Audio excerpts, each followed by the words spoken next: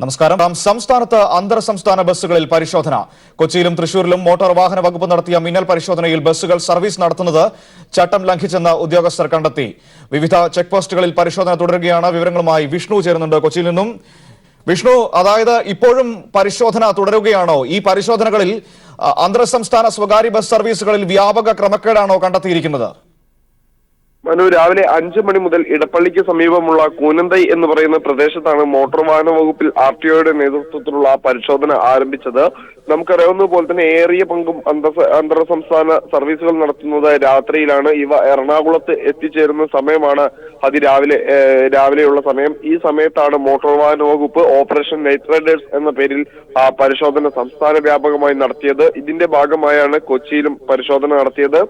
20ഓളം ബസ്സുകളാണ് ഇതിനകം തന്നെ മോട്ടോർ വാഹന വകുപ്പ് പരിശോധിച്ചത്. ഇതിൽ 9 ബസ്സുകൾ നിയമലംഘനം നടത്തിയതായി ഉള്ള റിപ്പോർട്ടുകളാണ് ഇപ്പോൾ പുറത്തു വരുന്നത്. ഇതിൽ 5 ബസ്സുകളെ പിഴയടപ്പിച്ച ശേഷം പറഞ്ഞയച്ചു. കൂടാതെ ഇനിയുള്ള ബസ്സുകളുമുണ്ട്.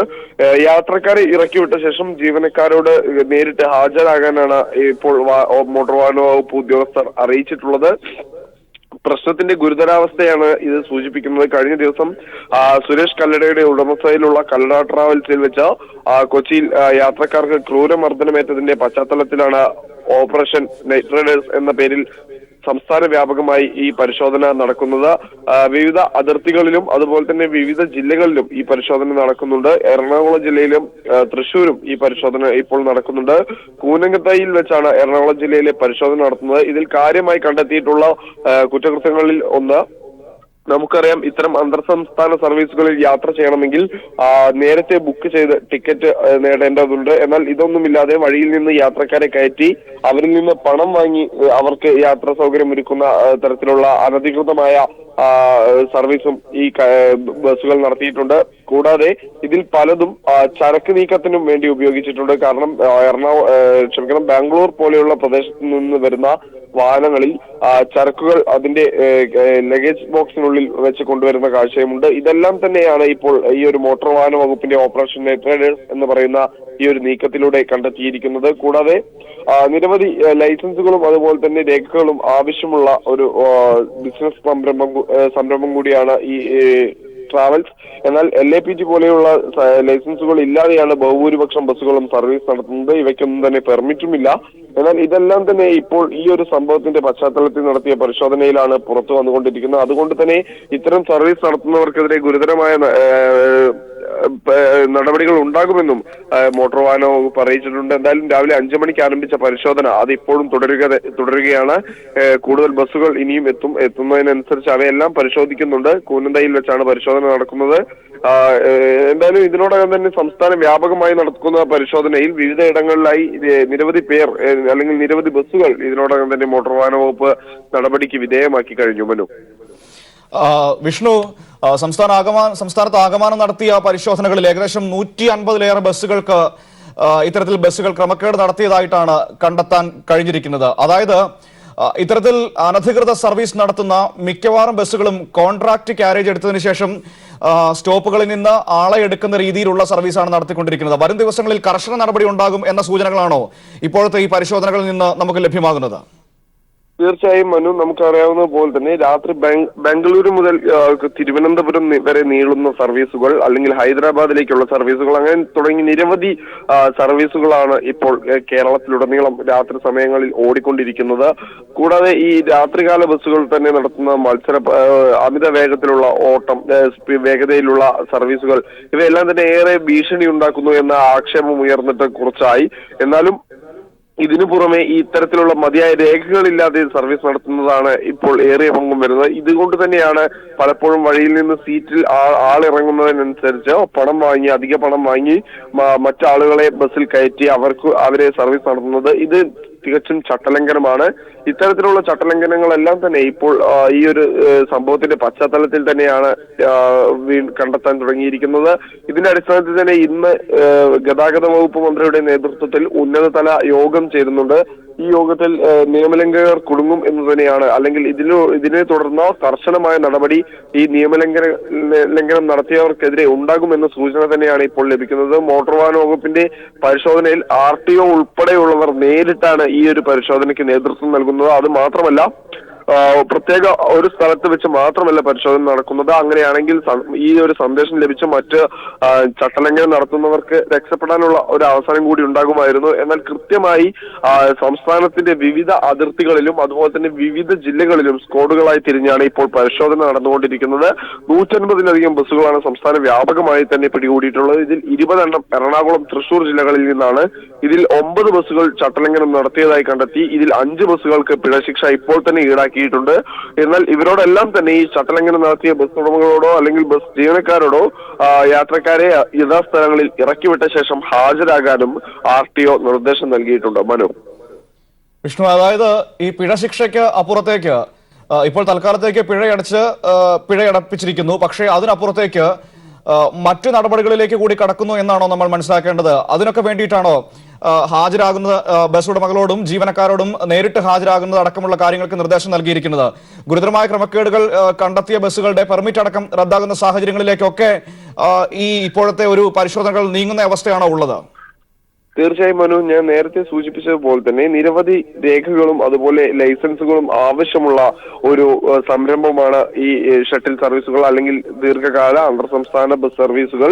എന്നാൽ LAPT ഉൾപ്പെടെയുള്ള ലൈസൻസ് ഉള്ളവർക്ക് മാത്രമേ യാത്രക്കാരെ സംസ്ഥാന അതിർത്തി വിട്ട് പുറത്തേക്ക് കൊണ്ടുപോകാൻ അവകാശമുള്ളൂ. എന്നാൽ ആ തരത്തിലുള്ള യാതൊരു സർട്ടിഫിക്കറ്റും ഇല്ലാതെ തന്നെയാണ് ഇതിൽ ഏറിയ പങ്ക് ബസ്സുകളും സർവീസ് നടത്തിക്കൊണ്ടിരിക്കുന്നത്. മാത്രമല്ല ഇതിൽ പലതും ടൂറിസ്റ്റ് ബസ് എന്ന് പറയുന്ന കാറ്റഗറിയിൽ ഉൾപ്പെടുന്നവയാണ്. ഇവയ്ക്ക് ഇത്തരത്തിൽ സർവീസുകൾ നടത്താൻ സാധ്യമല്ല. എന്നാൽ പ്രത്യേക ആവശ്യങ്ങൾക്ക് ടാക്സി രൂപത്തിൽ മാത്രമേ ഇവ സർവീസ് നടത്താൻ പാടുള്ളൂ. എന്നാൽ ഇവയും ഇപ്പോൾ ഈ ഒരു കോൺട്രാക്ട് കാരേജായി പ്രവർത്തിക്കുന്നുണ്ട്. നമുക്കറിയാം, കഴിഞ്ഞ ദിവസം പിടിയിലായ കല്ലട സുരേഷിന്റെ കല്ലട ട്രാവൽസിൽ നിന്നുള്ള ബസ്സുകളുടെ എണ്ണം ഏകദേശം 100-ലധികം ബസ്സുകളാണ് കല്ലട ട്രാവൽസിന് വേണ്ടി സർവീസ് നടത്തിക്കൊണ്ടിരിക്കുന്നത്. എന്നാൽ ഇതിൽ ഏറിയ പങ്കും കോൺട്രാക്ട് വാഹനങ്ങളാണ്.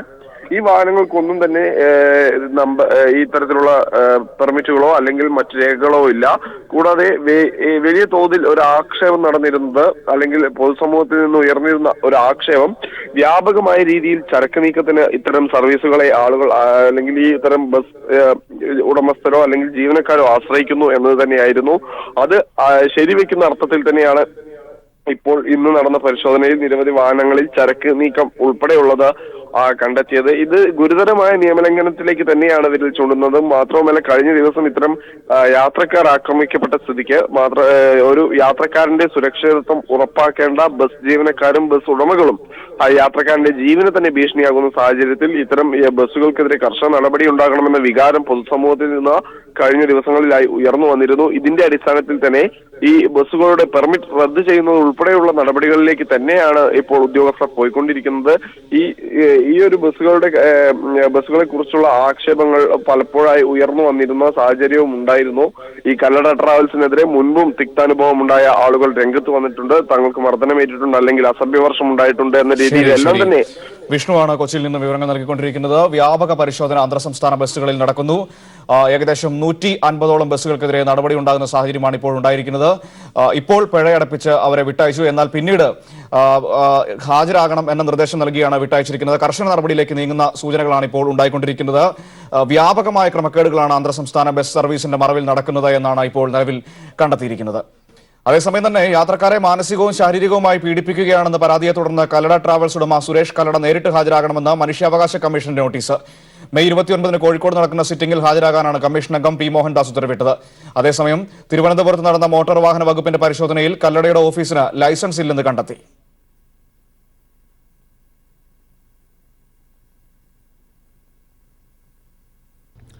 കല്ലട ട്രാവൽസ് ഉടമ സുരേഷ് കല്ലട മെയ് 29 രാവിലെ 10:30 കോഴിക്കോട് ഗവൺമെന്റ് ഗസ്റ്റ് ഹൌസിൽ നടക്കുന്ന സിറ്റിംഗിൽ ഹാജരാകാനാണ് കമ്മീഷൻ ജുഡീഷ്യൽ അംഗം P. മോഹൻദാസ് ഉത്തരവിട്ടത്. കല്ലടയ്ക്കെതിരെ ഉയർന്ന ആരോപണങ്ങൾ ഡിവൈഎസ്പി റാങ്കിൽ കുറയാത്ത ഉദ്യോഗസ്ഥനെ നിയോഗിച്ച പ്രത്യേകം അന്വേഷണം നടത്തണമെന്നും ഡിവൈഎസ്പിയെ നിയോഗിക്കുവാനുള്ള ചുമതല എറണാകുളം ജില്ലാ പോലീസ് മേധാവിക്കാണ് നൽകിയിരിക്കുന്നതെന്നും ഉത്തരവിൽ പറയുന്നു. ഇതിനു പുറമെ ഗതാഗത കമ്മീഷണറും അന്വേഷണം നടത്തണം. ഗതാഗത കമ്മീഷണറും എറണാകുളം ജില്ലാ പോലീസ് മേധാവിയും 3 ആഴ്ചയ്ക്കകം അന്വേഷണ റിപ്പോർട്ടുകൾ സമർപ്പിക്കണമെന്നും സുരേഷ് കല്ലടയും വിശദീകരണം നൽകണമെന്നും ഉത്തരവിൽ പറയുന്നു. അതേസമയം തിരുവനന്തപുരത്തെ ബസ് ബുക്കിംഗ് ഓഫീസുകളിൽ മോട്ടോർ വാഹന വകുപ്പ് നടത്തിയ പരിശോധനയിൽ കല്ലട ട്രാവൽസും കല്ലടയുടെ ബുക്കിംഗ് ഓഫീസുകളും ലൈസൻസ് ഇല്ലാതെയാണ് പ്രവർത്തിക്കുന്നതെന്ന് കണ്ടെത്തി. ഓഫീസുകളിൽ ലൈസൻസ് ഇല്ലാത്ത LAPT ലൈസൻസ് എടുക്കാത്ത ഓഫീസുകൾ, ടിക്കറ്റിംഗ് ഏജന്റുമാരുടെ ഓഫീസുകളിൽ അവർക്ക് ഒരു നോട്ടീസ് കൊടുത്തിട്ടുണ്ട്. 7 ദിവസത്തിനുള്ളിൽ LAPT ലൈസൻസ് എടുത്തിരിക്കണം എന്ന് കാണിച്ച് ഒരു നോട്ടീസ് കൊടുത്തിട്ടുണ്ട്. ഇല്ല, അവർക്ക് ലൈസൻസ് ഉള്ളതായിട്ട് കാണുന്നില്ല. ഇത് കല്ലട നേരിട്ട് നടത്തുന്ന ഏജൻസിയാണോ? ഇപ്പോൾ കയറിയ 2 കല്ലട നേരിട്ട് നടത്തുന്നതാണ്, ബാക്കി വേറെ വണ്ടികളുടെ ഏജന്റുമാരാണ്. പരിശോധനയിൽ കല്ലട ട്രാവൽസിന്റെ 6 ബസ്സുകൾ ഉൾപ്പെടെ 23 ബസ്സുകൾക്ക് 5000 രൂപ വീതം പിഴ ഈടാക്കിയിട്ടുണ്ട്. അനധികൃതമായി ചരക്ക് കയറ്റുന്നതിനും പിഴ ചുമത്തി. തുടർന്നും കൃത്യമായി പരിശോധനകൾ ഉണ്ടാകുമെന്നും നടപടി സ്വീകരിക്കുമെന്നും മോട്ടോർ വാഹന വകുപ്പ് ഉദ്യോഗസ്ഥർ പറഞ്ഞു. കൈരളി ന്യൂസ്, തിരുവനന്തപുരം. ഇന്ത്യൻ മഹാസമുദ്രത്തിന്റെ ഭൂമധ്യരേഖാ പ്രദേശത്തും ബംഗാൾ ഉൾക്കടലിലും ന്യൂനമർദ്ദം രൂപം കൊണ്ടുവരുന്നതായി കേന്ദ്ര കാലാവസ്ഥാ നിരീക്ഷണ കേന്ദ്രം.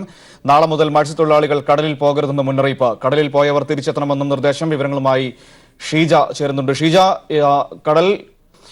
മത്സ്യത്തൊഴിലാളികൾക്ക് കർശന ജാഗ്രതാ നിർദ്ദേശം നൽകിയിരിക്കുന്നു. കടലിൽ പോയവർ തിരികെ വരണം എന്നതടക്കമുള്ള നിർദ്ദേശങ്ങൾ നൽകിയിരിക്കുന്നു. ഒപ്പം തന്നെ കനത്ത മഴയടക്കമുള്ള ഏതെങ്കിലും സൂചനകൾ കാലാവസ്ഥാ നിരീക്ഷണ കേന്ദ്രം നൽകുന്നുണ്ടോ? മറ്റ് വിവരങ്ങൾ എന്താണ്?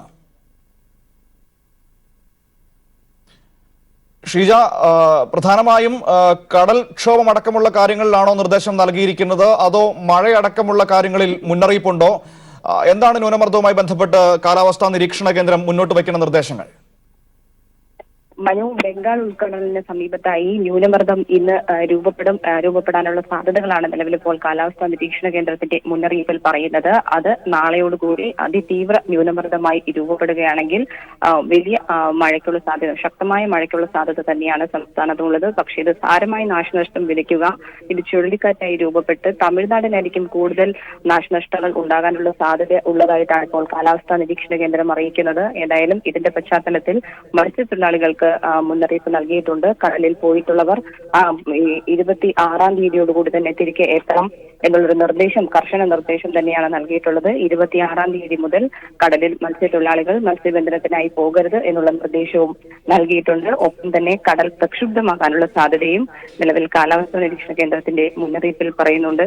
ഇതിന്റെ അടിസ്ഥാനത്തിൽ എല്ലാവിധ മുൻകരുതൽ നടപടികളും സ്വീകരിക്കാൻ വേണ്ടിയിട്ടുള്ള നിർദ്ദേശം സംസ്ഥാന ദുരന്ത നിവാരണ അതോറിറ്റിയും നൽകിയിട്ടുണ്ട്. മനു, ശരി, ന്യൂനമർദ്ദം രൂപപ്പെടുന്നു എന്ന സൂചനകൾ വരുന്നു. ഏതായാലും ശക്തമായ രീതിയിൽ കാറ്റ് വീശാനുള്ള സാധ്യത കാണുന്നു. ഒപ്പം തന്നെ കടലിൽ പോയവർക്കെല്ലാം മുന്നറിയിപ്പ് നൽകിയിരിക്കുന്നു. മത്സ്യത്തൊഴിലാളികൾക്ക് ഇനി 26-ാം തീയതിക്ക് ശേഷം കടലിലേക്ക് പോകരുത് എന്ന തരത്തിലുള്ള മുന്നറിയിപ്പാണ് നൽകിയിരിക്കുന്നത്. പോയവർ തിരികെ വരണമെന്ന നിർദ്ദേശവും കാലാവസ്ഥാ നിരീക്ഷണ കേന്ദ്രത്തിന്റെ ഭാഗത്തു നിന്ന് നൽകിയിരിക്കുന്നു. മഴയടക്കമുള്ള സാധ്യതകളിലേക്ക് കൂടി ന്യൂനമർദ്ദം രൂപപ്പെടുന്നതിന്റെ പശ്ചാത്തലത്തിൽ സൂചനകളുണ്ട്. മറ്റൊരു വാർത്തയിലേക്ക്. നരേന്ദ്രമോദിക്കെതിരായ ചട്ടലംഘന പരാതികൾ തെരഞ്ഞെടുപ്പ് കമ്മീഷന്റെ വെബ്സൈറ്റിൽ കാണാനില്ല. സൈന്യത്തിന്റെ പേരിൽ മോദി വോട്ട് തേടിയതിനെതിരെയുള്ള പരാതികളാണ് കാണാനില്ലാത്തത്. മോദിക്കെതിരെ CPIM ഇതുവരെ നൽകിയത് 4 പരാതികൾ. പരാതികൾ കാണാനില്ലാത്തത് ഗുരുതരമെന്നും തെറ്റുതിരുത്താൻ കമ്മീഷൻ ഉടൻ തയ്യാറാകണമെന്നും CPIM general secretary Sitaram Yechury ആവശ്യപ്പെട്ടു. എന്നാൽ ഇക്കാര്യത്തിൽ തെരഞ്ഞെടുപ്പ് കമ്മീഷൻ ഇതുവരെ പ്രതികരിച്ചിട്ടില്ല. തെരഞ്ഞെടുപ്പ് കമ്മീഷന്റെ കർശന നിർദ്ദേശം മറികടന്ന് നിരവധി തവണയാണ് നരേന്ദ്രമോദി സൈനികരുടെ പേരിൽ വോട്ട് തേടിയത്. മഹാരാഷ്ട്രയിലെ ലാത്തൂരിൽ കന്നി വോട്ടർമാരോട് പുൽവാമയിൽ വീരമൃത്യു വരിച്ചവർക്കും ബലാക്കോട്ടിൽ തിരിച്ചടി നൽകിയവർക്കും വോട്ട് ചെയ്യണം എന്നായിരുന്നു മോദിയുടെ പ്രസംഗം. ഇതിനെതിരെ തെരഞ്ഞെടുപ്പ് കമ്മീഷന് പരാതികൾ ലഭിച്ചിട്ടും സൈനികരെ തെരഞ്ഞെടുപ്പ് ആയുധമാക്കുന്നത് മോദി തുടർന്നു. ഗുജറാത്തിലും രാജസ്ഥാനിലും നരേന്ദ്രമോദി ഇതാവർത്തിച്ചു. മോദിക്ക് പുറമെ BJP ദേശീയ അധ്യക്ഷൻ അമിത് ഷായും സൈനികരെ തെരഞ്ഞെടുപ്പ് ആയുധമാക്കുകയാണ്. ഇതിനെതിരെ തെരഞ്ഞെടുപ്പ് കമ്മീഷന് മുന്നിലുള്ളത് നിരവധി പരാതികൾ. എന്നാൽ കമ്മീഷന്റെ വെബ്സൈറ്റിൽ മോദിക്കെതിരായ പരാതികൾ കാണാനില്ല. മഹാരാഷ്ട്രയിൽ തെരഞ്ഞെടുപ്പ് ചട്ട ലംഘനങ്ങളിൽ 3 പരാതികൾ മാത്രമാണ് സൈറ്റിലുള്ളത്. ഇതിലും മോദിക്കെതിരായ പരാതി കാണാനില്ല. മോദിക്കെതിരെ നടപടി ആവശ്യപ്പെട്ട് CPIM ഇതുവരെ നൽകിയത് 4 പരാതികളാണ്. പരാതികൾ കാണാനില്ലാത്തത് ഗുരുതരവും ആശങ്കാജനകമെന്നും CPIM general secretary Sitaram Yechury ചൂണ്ടിക്കാട്ടി. തെരഞ്ഞെടുപ്പ് കമ്മീഷന്റെ പ്രവർത്തനങ്ങൾ ചോദ്യചിഹ്നത്തിൽ നിൽക്കുന്നത് ജനാധിപത്യത്തിന് തന്നെ ആപത്തെന്നും എത്രയും പെട്ടെന്ന് തെറ്റുതിരുത്താൻ കമ്മീഷൻ തയ്യാറാകണമെന്നും യെച്ചൂരി ആവശ്യപ്പെട്ടു. എന്നാൽ ഇക്കാര്യത്തിൽ തെരഞ്ഞെടുപ്പ് കമ്മീഷൻ ഇതുവരെ പ്രതികരിച്ചിട്ടില്ല. ഇതോടെ BJPയെ സഹായിക്കുന്ന തരത്തിൽ കമ്മീഷൻ പ്രവർത്തിക്കുന്നു എന്ന ആരോപണം കൂടുതൽ ശക്തമാവുകയാണ്. News bureau, Delhi. മറ്റു വാർത്തകൾ ചുരുക്കത്തിൽ. ന്യൂസിലൻഡിലെ തണുത്തുറഞ്ഞ ജലാശയത്തിൽ ഹെലികോപ്റ്റർ തകർന്നു വീണു. ഹെലികോപ്റ്ററിലുണ്ടായിരുന്ന 3 പേരും അത്ഭുതകരമായി രക്ഷപ്പെട്ടു. ജലാശയത്തിൽ നിന്ന് രാത്രി നീന്തിക്കരയിലെത്തിയ മൂവരെയും മണിക്കൂറുകൾക്ക് ശേഷം രക്ഷാപ്രവർത്തകരെത്തി രക്ഷപ്പെടുത്തുകയായിരുന്നു.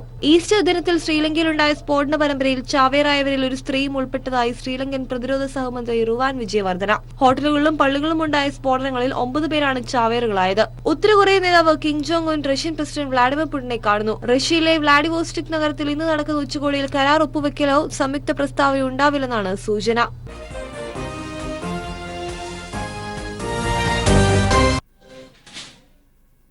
വാർത്തകൾ കഴിഞ്ഞു. നമസ്കാരം.